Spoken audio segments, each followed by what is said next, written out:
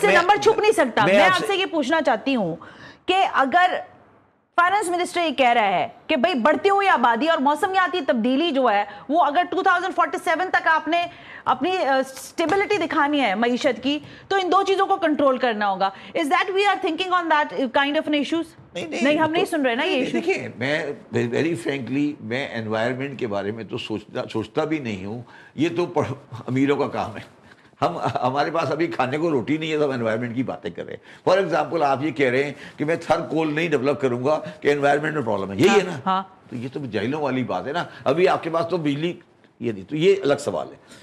Population control, آپ مجھے ایک بات ہے, پاپولیشن کنٹرول کی ایکٹیویٹی کب ختم کی آپ نے؟ اب تو نہیں ہو رہی نا. آج فیملی پلاننگ کا کوئی کانسیپٹ ختم ہو گیا تو کیوں نہیں ہو رہا؟ سنس کافی عرصہ ہو گیا. کیوں ہوا یہ؟ کیوں ہوا یہ؟ کیوں اوپن کیا؟ بھائی میں پوچھنا چاہتی ہوں کیوں کیا گیا اس کے اوپر سے کیپنگ کیوں کی گئی اس کی؟ اچھا میں اب آپ کو ایک پازیٹیو سائڈ دیتا ہوں سب چیز کی.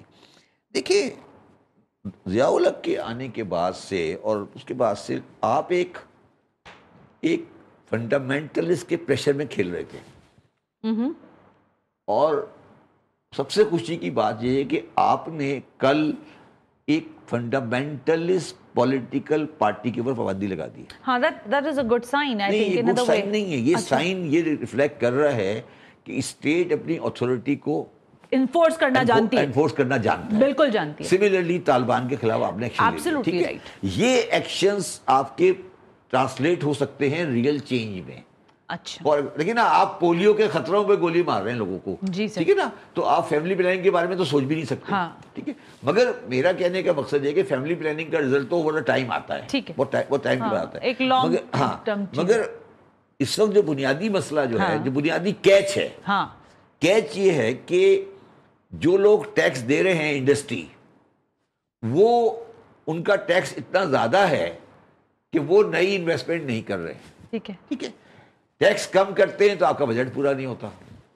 تو یہ آپ ایک وشیش سرکل میں پھنس گئے کہ اگر ٹیکس ریٹ کو کم کرتے ہیں تو بجٹ پورا نہیں ہوتا, اگر ٹیکس ریٹ کو نہیں کم کرتے تو انویسٹمنٹ نہیں ہو رہی. شبر صاحب آپ مجھے ڈانٹیے گا نہیں اس بات پہ. اب آپ سے کرنے والا سوال نہیں ہے یہ, لیکن میں کر رہی ہوں.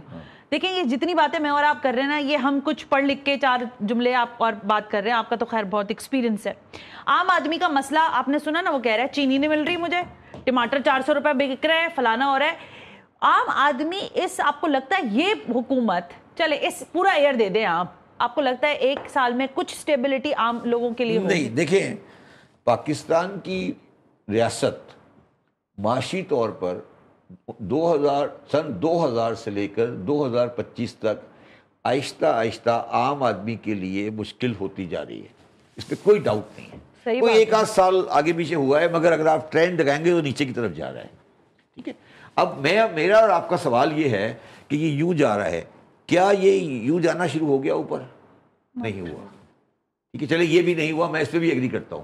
مگر کیا کوئی میرا ایسا قدم ہے جو مجھے یوں لے جانے کی طرف آگے بڑھ رہا ہے؟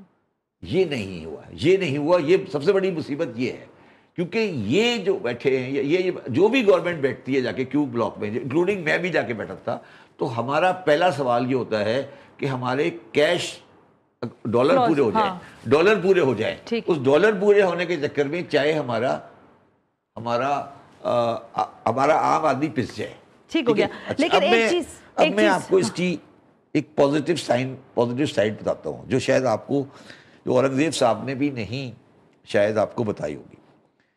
وہ بھی خیر ہمارا اپنا کام نہیں ہے, مگر وہ دوسرے ہی کر رہے ہیں, مگر ہمیں انشاءاللہ تعالیٰ وہ اس میں ہم کامیاب ہو جائیں گے.